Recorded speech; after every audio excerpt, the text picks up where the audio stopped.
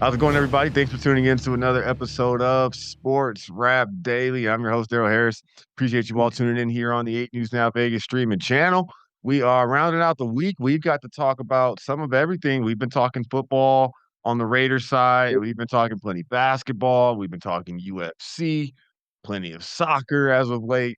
But now's the time where we haven't really gotten the chance. We did have the officials on here talking about what they're going through, but we haven't had a dedicated high school football vibe on Sports Rap Daily in some time, probably going all the way back to the season. So we got the perfect person doing that today. First time on the show, Ray Brewer over at the Las Vegas Sun, senior columnist, journalist. He's done a whole lot here in the Valley for a long time. And he's joining us on the heels of the high school football media day, 17th annual. We'll work back in terms of how everything started. But Ray, welcome. Let us know some of what you've been up to here in Vegas. Well, I appreciate you having me on the show. I love KLAS, and anytime we could advocate to promote our Las Vegas kids on television, I'm all for it. So thank you to your show and everybody for letting us talk ball a little bit, man. The first Friday night is like 6 weeks away, and I don't know about you, but there's something nostalgic about going out there with the sun starting to set a little bit and watching our local kids get out there on the gridiron and compete. You hear that fight song, you get all fired up, right? Reminds me Yeah. of when I was a kid. So I'm geeked up, man. No, excited and setting the table a little bit last year.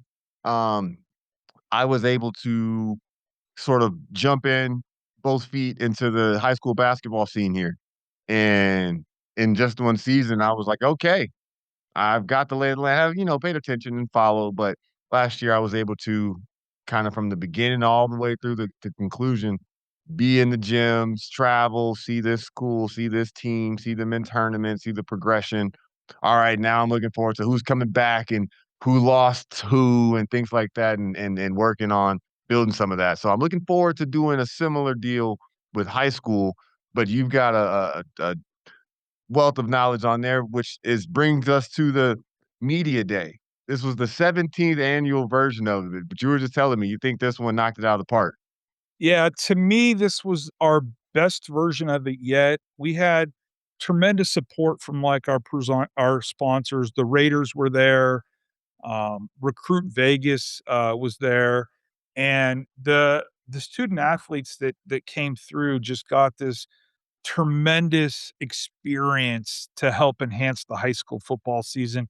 For some of your viewers who don't know what we do, it literally mirrors what you see like in a college conference media day. We've got a step and repeat in a podium, and the student athletes are interviewed with their coaches, like press conference style, and then there's stations to get portraits. Reminds me kind of like of NBA media day, if you will, where some of them were serious and other ones could be more playful.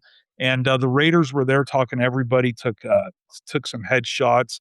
Utah Summer Games, which does a great job hosting youth tournaments, was there talking to people, and it was just this like carnival atmosphere, celebrating the high school game and getting to talk about your team. Right, you go through spring practice, you go through summer workouts, you're lifting weights every day. Oh, it's more than 110 degrees outside. And finally, you get a chance to step back, maybe look at what the other team has as well, and start talking about your hopes for the season. And everybody hopes they win games, of course. Yeah, and before we go any further, Ray, what make this a passion point for you? Whether it's just high school sports, football in particular, but why are you so invested? So my dad is from a small town in Ohio, Steubenville, Ohio, and Steubenville Big Red football is kind of like king there. And so at an early age, I was born and raised in Vegas, had the blessing of going to Chaparral High School.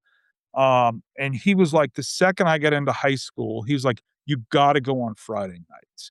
And I don't know if I had the interest to go, but the first game I go to is Shap Clark, Nick Garitano, who's now the baseball coach at UNLV, hits a 53-yard field goal, state record, to like send the game into overtime. and I kinda got bit by it right there, All and right. then Shap ends up going to the state game, and I don't know if I've, missed many Friday nights since then, and I love so you come to Vegas, you see it as this town of, like, 3,000,000 people, right? And I am in Vegas, and I see it as this town of 500,000 people that I grew up with only a limited amount of schools, and everybody knows each other, and everybody's advocating for each other. And for me, there's just this great community value of high school athletics, whether it's my son on the foothill cross country team or, Rancho in Vegas playing in the Bone Game every year, which is Nevada's oldest rivalry, and it's still intense, even though Vegas has won the game almost 30 straight years. And it's just, dude, Friday night, everything slows down, everything stops, right? Get yourself a hot dog at the concession stand, and you feel like you're in the middle of Texas or the middle of Ohio. And I get it, some schools, they're lightly supported, but other schools, Arborview, Foothill, Moapa Valley, Virgin Valley, Boulder City, Pahrump Valley, these are community events that bring folks together, and I get it. Teams get 9 or 10 games a year, which mean you get 4 or 5 home games as a senior, right? Look up and see your mom and dad in the All crowd, right. go get a pizza afterwards, wave at that cheerleader, listen to the band play the song, and I'm in love with it, and thankfully, my bosses here at the Sun have allowed me to do this for all I do, and anytime I have an idea to enhance our coverage, they're like, "Yeah, go ahead and do it. It seems like a good idea if it's for the community." No, that's stellar, man. I got the juices going as Yeah, you're we're ready. describing that. I'm like, okay, wait, 6 weeks? I'm definitely making some pit stops. I'm gonna take my little guy with me, and Yep. Bring let's some do that. water. It's a little hotter here than wherever you came from. Right. No, that's exciting. Let's start at the top, because I think the headline sort of leaving last school year and leaving last academic year and football season, and it played out for a couple of months, was this bit of split with the divisions, with the team sort of at the top. Just kind of remind us briefly sort of why that happened and share your spin on it. If you're what do you think it'll look like now that the Gormans and some of the Coronados and Fates will be separate? Yeah, so we're entering a new era of high school football statewide because all of the schools in the Clark County School District for football pulled out of the Nevada Interscholastic Activities Association. So what that means is there's basically two leagues running simultaneously. You've got the charter and private schools in one and the public schools in another. The public schools have agreed for a 2-year break from the association. They're gonna play 10 games, no playoffs, no state championship. They're gonna at the end of the season, the last 2 weeks, they'll seed the brackets to have kind of a friendship bowl or a playoff or a commissioner's cup or whatever it will be, and they agreed to pull the plug on it because they were just sick of competing with the charter schools in Gorman. Okay, Bishop Gorman is one of the nation's best teams, right? They're ranked top 5 in the preseason, depending on the poll you're looking at. They've won 4 mythical national championships since 2014. They play a who's who of teams, and they're loaded. Like, they have 24 Division I guys on the depth chart, and they get a lot of move-ins, and the public schools have long said, "Listen, their sandbox has a different set of rules. Yes, we could also get move-ins, but the move-ins we are getting aren't going to USC and Ohio State." And so they were constantly fighting the NIAA to kinda rein in Gorman, and then the charter schools came. Mater East and Sloan Canyon are 2 top 5 Las Vegas teams in town. Sloan Canyon had 55 new players last year, all of which came from different schools. And the public schools are like, in addition to Gorman, which there's a tuition you have to pay to go there, I'm we sorry, are now. 50? Huh? I'm Yeah, sorry, 50 50? kids, and they went all the way they were undefeated, blew out everybody, lost in the state championship game. And so the public schools are like, "Okay, We literally are getting our rosters rated by these two charter schools that have no zone boundary, and there's nothing we could do about it. Most of the public schools are limited to their neighborhood. Some of them are magnet schools, some of them have some open seats, but it's just a handful of them. And they said, okay, enough is enough. 90% of the public schools are playing 10 games anyways and have no chance to win state. So the ones that are competing with the privates and the charters, are they willing to take a step back and not lose by 50 to Gorman in the state game? And Arborview and Liberty, kind of the two top public schools right now, they're like, yeah, let's give it a shot.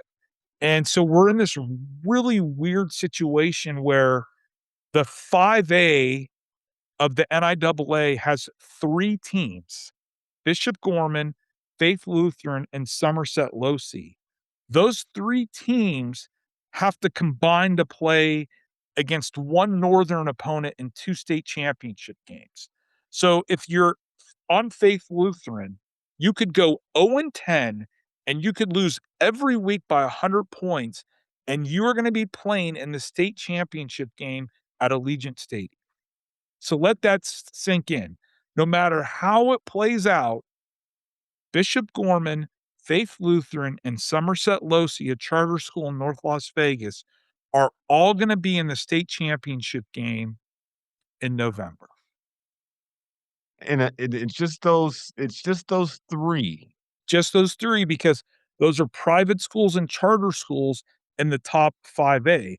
In the 4A, you've got Slam, Nevada, you've got Mater East and Sloan Canyon, who are gonna be competing to play a northern school in the state game. And the NIAA's realignment is done every 2 years, so they Right. can't, this is the 2nd year of it, they can't do anything. So they were left with 3 northern teams for the 5A, and they were like, or for what they call the open division, and 2 of those 3 have to play for the open division title, and the 3rd team has to play for the 5A title. And And it's comical. I don't know where you're from, but I guarantee you this, you ain't seen this before. no, I have not. And I've been here, um, going on 8, 9 years, which I'm happy now to sort of like, I'm like, all right, yeah, let me get immersed a little bit in this culture because I was missing what I was sort of used to. And from Southern Cal, from LA, SoCal, so you know how CIF operates, I'm sure. Um, and What I'll what say, I'd say what they do right is kids are transferring in CIF like it's the college portal, especially going to, like, Santa Margarita, Mater Dei, John Bosco. There's constant transferring, and it's open enrollment. And if we had that model here, then some of the top teams like Arborview, who's got a great quarterback, actually, they got like 4 D1 offensive players, then people will want to go play with them for an opportunity to win state. yeah, But since we're limited to our zones, that's where we kind of get into the problem. yeah, and that's something that from just the families I've met and pretty heavily on the basketball side, the baseball side, some volleyball parents. I would say that there's some modernizing that needs to happen, but also it's tricky. This whole space is sort of following the changes happening in the college space, or it's trickling down, vice versa. Bingo. That's the feeder. They're handcuffed really. So both are just topsy turvy right now. When a 14-year-old kid makes a Twitter or Instagram post announcing where he's going to high school, we have a problem. Because I have a 15-year-old and he's not smart enough to figure that out, right? So it's it's crazy to see how the high school game is now, and it's not just in Vegas. And they don't get a break. Is the trick? Is the like as it's all unfolding? What I just keep reminding myself or saying in the convo is like, there's so many questions around so much of this, but this is their one shot for this class of kids or for this next class. Like they've got to just sort of figure it out as it's happening. But do you wanna take so here's the deal, the way NIL in colleges now, and you see four-star recruits getting $80,000 to sign a letter of intent, if not more,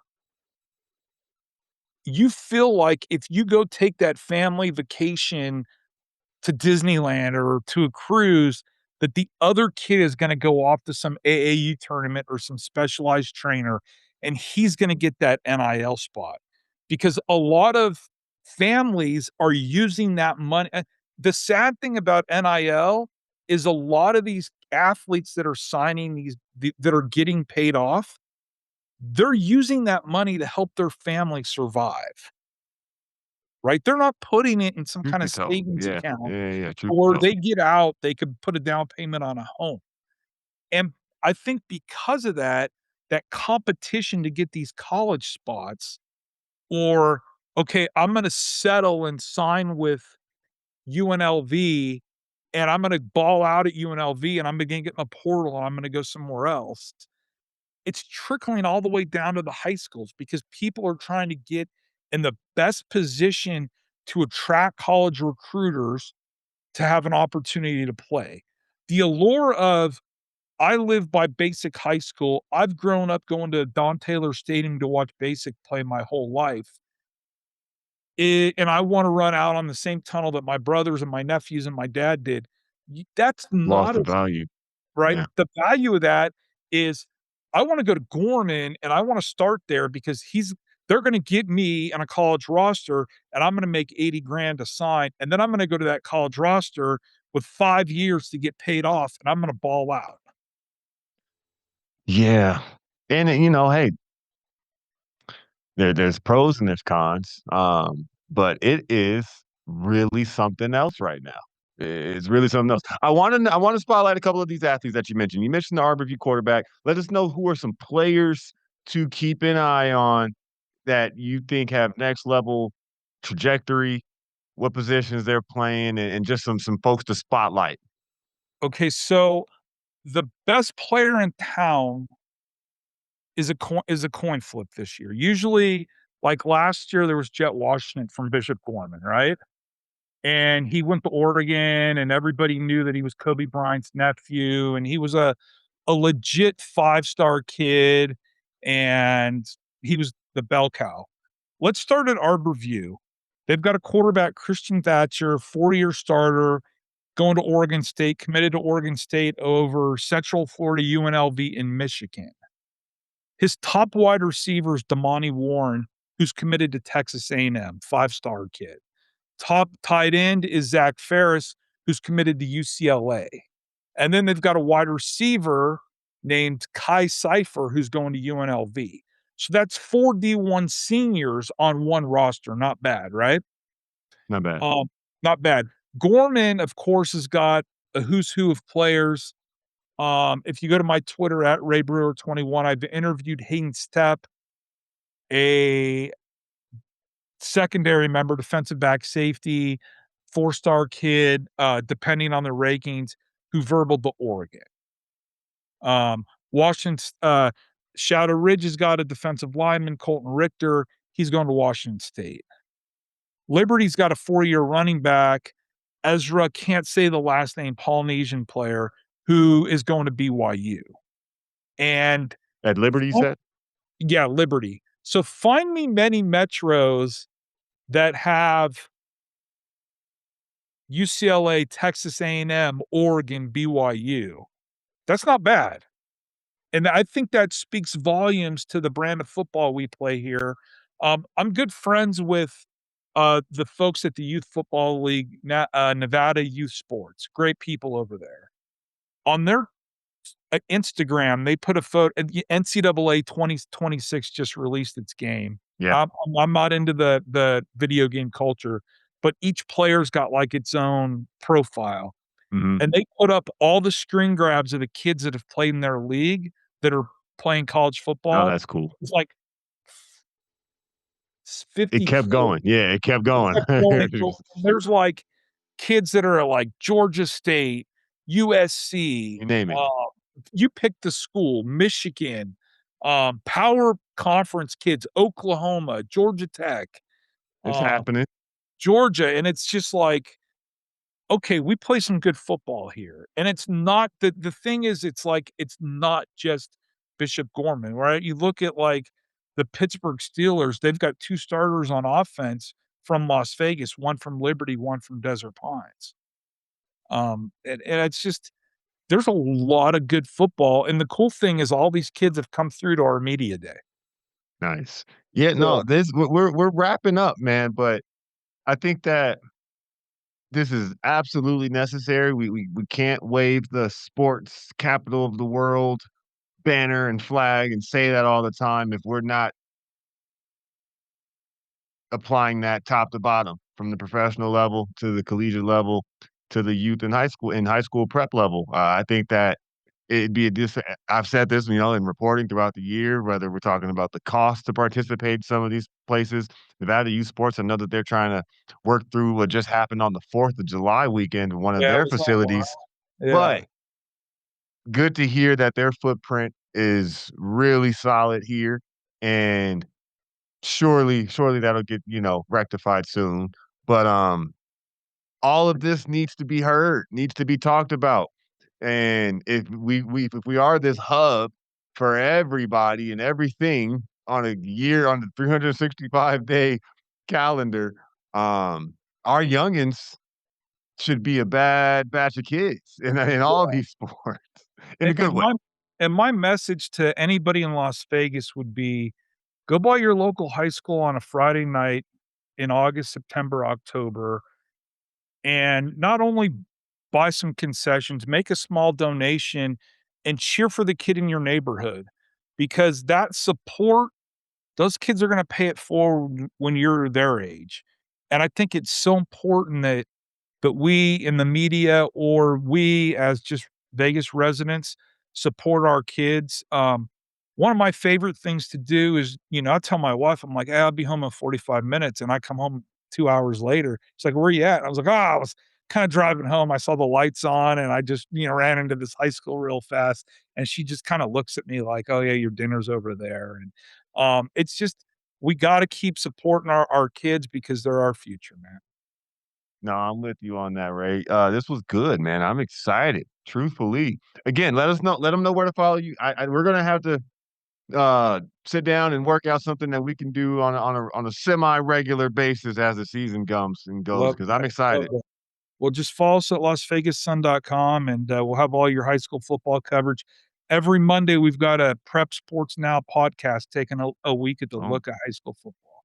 boom, boom. I'll put that in my library. I hope you all do the same as well. Thank you all for listening and enjoy your weekend. Hydrate. Definitely do that. Seasons are right around the corner. School year's around the corner. Ray Brewer, thanks for joining us, brother. Thanks for having me, homie. We'll see you all soon. Have a good weekend.